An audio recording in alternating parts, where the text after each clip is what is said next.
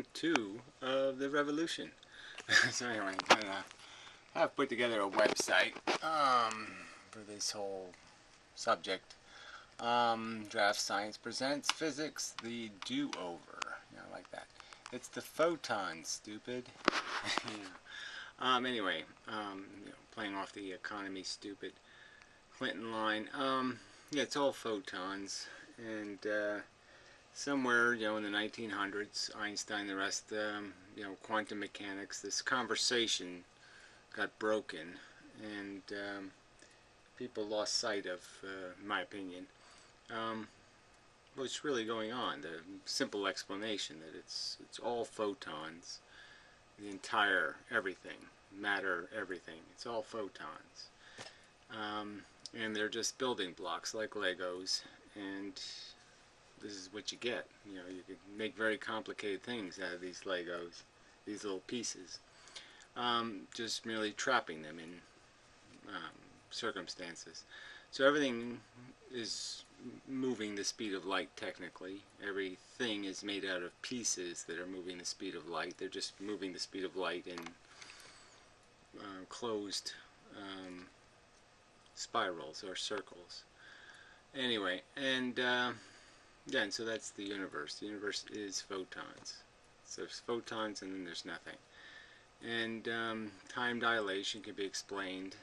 My simple explanation, matter forms, cells. It's all kind of a complex arrangement of the photons. And so you can imagine it like a school of fish doing a figure eight. And if you move the figure eight sideways, the figure eight will have to be created or drawn slower because you have to take more time to do the movement. So any matter that has velocity means that the matter has to move slower in terms of its internal metabolism. So the atomic metabolism is slower, and that explains clocks moving slower, and everything will run slower. That's made out of matter, chemistry. All the chemistry, everything works slower if the chemistry is moving. And movement is all absolute. Space has no magical powers. Photons have no magical powers, even though I'm saying it's the photons, stupid. All of the nuances, anything that looks like a wave or anything other property, are all created by the fact that photons can be trapped in oscillating spirals that will create interactions, effects, that'll make causes look like they were caused by a wave, but no, it's the effect is a creation of a wave, in terms of it's an effect. It's not a cause. The photons have no wave property. They can't carry any wave property. They can carry information in the sense of you can change their frequency, and you can change how many of them show up at a place, but that's about it. And in that you can create phenomenon in terms of how the electrons and the atomic structure react, in terms of how they will interact with the photons. I'm tripping over the words just because they don't really interact with the photons. They capture them or they change their direction, but that's really all they can do. So anyway, everything's explained. Gravity, all forces are not, there's no magic forces. All forces are a phenomenon of photons moving, pushing things, changing the shape of things internally.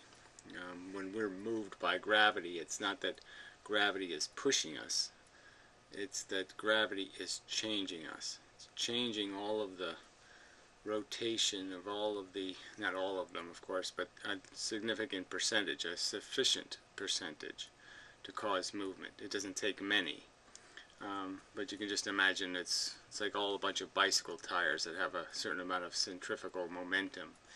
And if they're a little lopsided, but they're all pointed in the same direction, then the thing will tend to move in that direction. So whatever way the directionality of how the rotations are pointed will decide where something will tend to move. And so it's the photons of gravity change our internal structure, which compels our internal structure to move towards the center of the Earth. So it's not technically being pushed, it's technically the school of fish is just reoriented, so the fish aren't just spiraling in random directions in an even potential. They tend to be more of them moving in one direction, and it doesn't take many to be moving in a direction for the whole school to start migrating.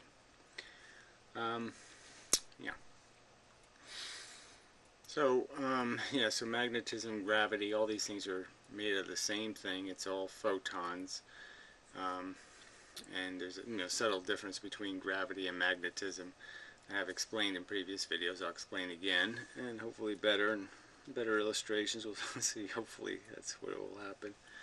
I was going to do this video better, but it just don't really have time. I want to get started and start plotting things on the website. So the website's going to have a video index. Will be just the videos and explanation of what the video says, and then a subject index, which will point to what videos have information on particular subjects like gravity, magnetism, quantum mechanics, that kind of thing, and some write-up on those subjects.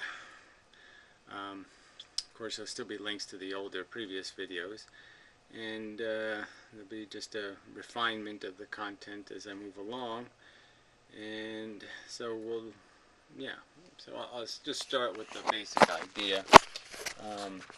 These aren't things that are said for sure yet, but I'm quite certain of them. Some of them are have been written as postulates. But the idea is that there's just photons, and when they're trapped, when you know a photon, you know it as something that has a frequency. So there's a frequency of distance between the photons, and we call that a certain kind of energy, a certain kind of wave thing. And what it could be is, there's people who will say that there's, a single photon of cosmic rays or some X-ray or something has more energy than, say, ultraviolet photon. But there's no knowing a photon except as a packet, as something that contains a frequency. So I would argue that anything that we detect as a certain kind of electromagnetic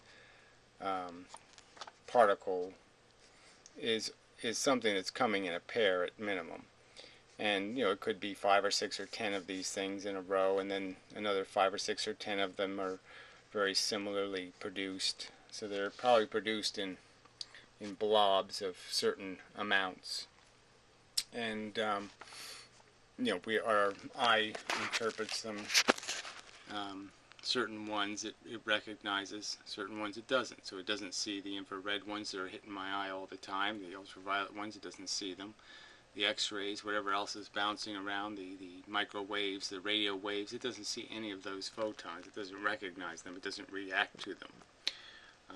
Even though they're there, even though they pass right through my eye, my eye doesn't see them, doesn't recognize them.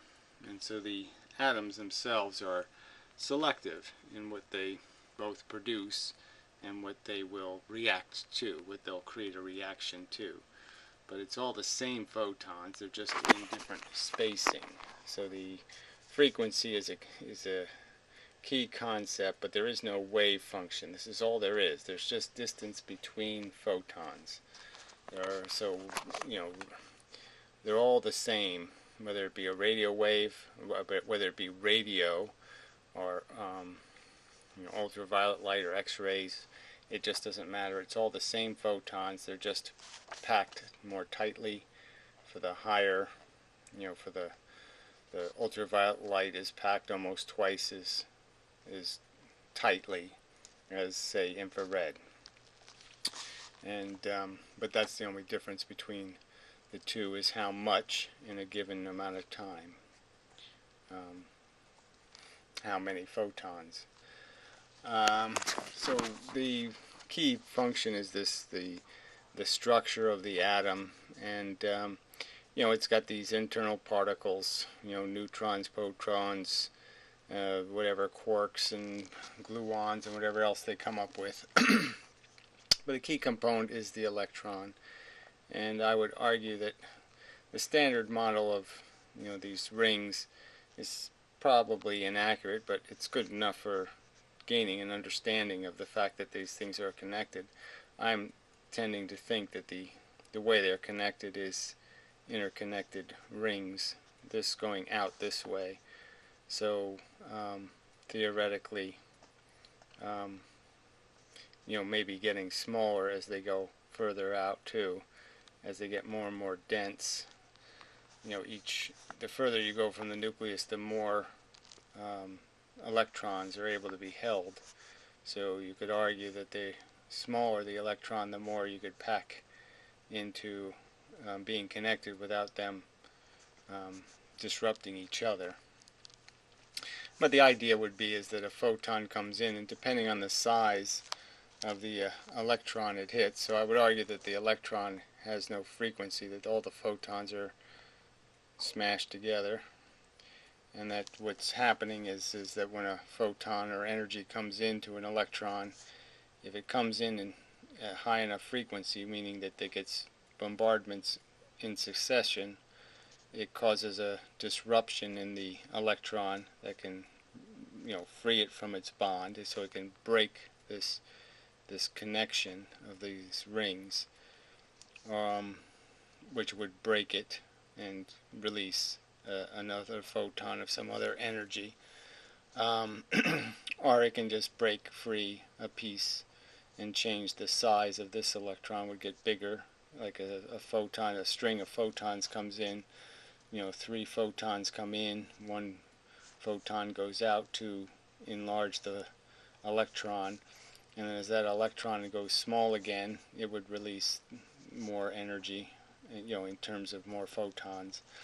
So energy is always just photons, have a direction, and the energy is always in the direction that the photon's going. There's no mass or energy in any other direction but the direction it's heading. And it can't be created or destroyed. A photon always bangs into another photon. It doesn't. They never have a termination, really. There's no such thing as any energy that has any terminal reality. Every bit of it crashes in. Every photon keeps traveling until it hits another photon, or in the case of the macro, the big world, obviously photons are heading into deep space, and those photons will never come back. They're gone. They won't interact with anything, as far as we know, unless there's some bubble kind of thing they're bouncing off of. Or it could be some other way they come back, but theoretically, if it doesn't shoot into nowhere, if it stays in the heated universe, the active universe, then a photon will hit another photon sooner or later. That's all they do is crash into each other. So it's just a bunch of pool balls banging into each other, and sometimes getting stuck in patterns, these circles. And once they're in a circle, their speed of light is still retained. They could be in a double helix, as I've suggested, which would allow them to spin on that helix, which would allow them to have much slower movement in a direction, maintaining the speed of light through the spin. And they would also, could also, just by having an eccentric spin, create an orbit that wobbles. So they have a tendency to move in a direction, to migrate, like a school of fish migrating. And what photons hit them can change that migration, but the photons themselves can't be destroyed. All they can do is have their direction change. So you can You can add more direction by taking some of this energy, some of this direction, and moving it this way. So if this photon came in this way and it left this way, it would impart energy in that direction. And that would be basically constantly everything that's happening in terms of the energy transfer in the universe, all just photons kinetically interacting with photons. And the key component to that, to understanding that interaction, is understanding that in those kind of kinetic reactions, if you have two things that collide directly head-on, that there is no change. The universe remains the same. It's as if they pass it right through each other. So there is no transfer, even though there's a direct interaction.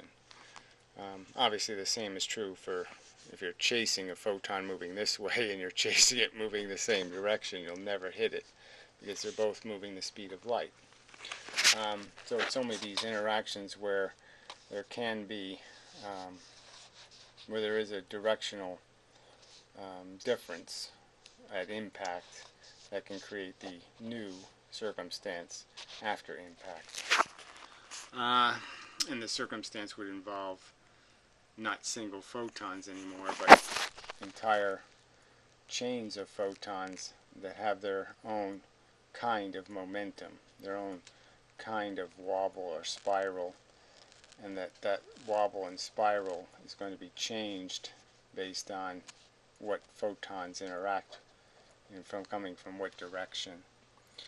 And likewise for the entire atom itself, the entire atom structure also has a movement or a vibration or a wobble, and even atoms themselves can be caused to vibrate more based on interactions with photons, creating residual potential to release photons in the future, in the sense that you've created excitement or movement, and that movement will be expressed in some way eventually. For there's got to be a reason why something moves in terms of its arrangement and a kind of potential that exists. That directional potential, although it all equals zero, I mean, direction is sort of irrelevant. The relevant element is the movement element, the part that's capable of moving. And the key to understanding these matter and energy interactions is that the energy is moving and the matter can't. In many cases it's stuck in a position, so it has to convert the photon into something. It either has to change the direction, or it has to convert the energy into part of the spiral, into a potential for some future movement in some future time when that energy is released, when those photons are released. So anyway, this whole, like I said, this model of kinetic reactions between photons will explain gravity, will explain time dilation, will explain even the lensing around, gravity bodies, especially in the area close to the surface where there'd be a lot of electrons and other material bits for the photons to interact with. It explains magnetism.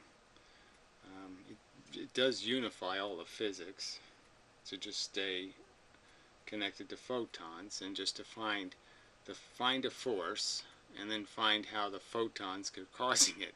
If you look for them, you'll find the way that photons are doing it.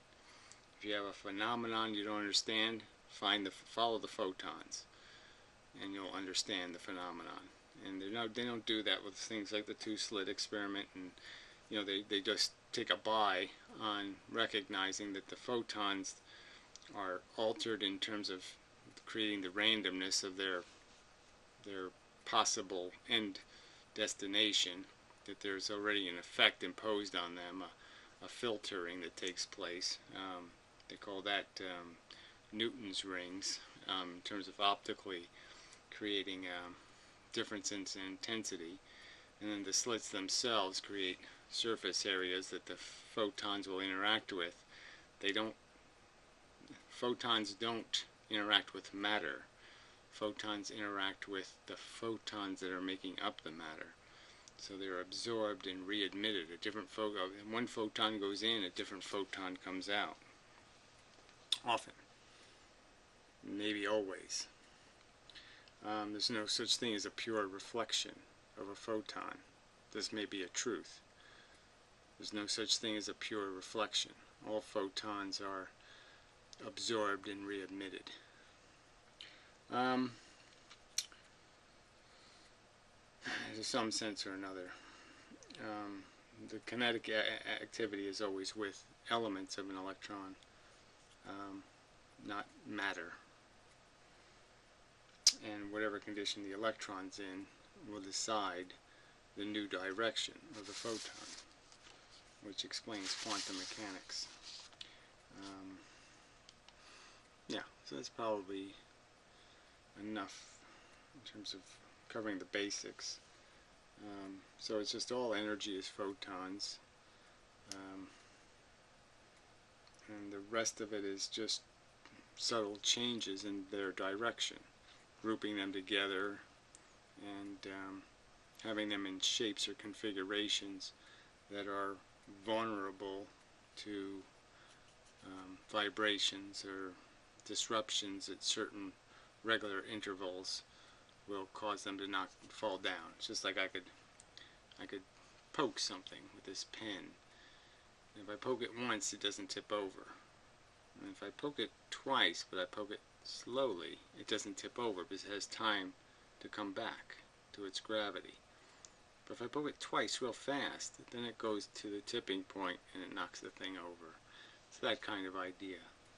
Electrons have a tipping point, and photons of a certain frequency will trigger that tipping point. Something that simple is the dynamic here. So anyway, no bent space, no photons. Photons do not carry any wave information. They don't, as individuals, they carry no information. You can only carry information using photons by creating changes in the volume of photons you shoot, or how close the photons are to each other that you shoot. But that's it. There's no information you can carry in the photon itself. The individual photons carry no information except a momentum in a direction. That's it. Nothing else. They're not doing anything else. They move from point A to point B in a straight line, and they don't do anything else at a constant speed. Nothing else. Yeah. All right.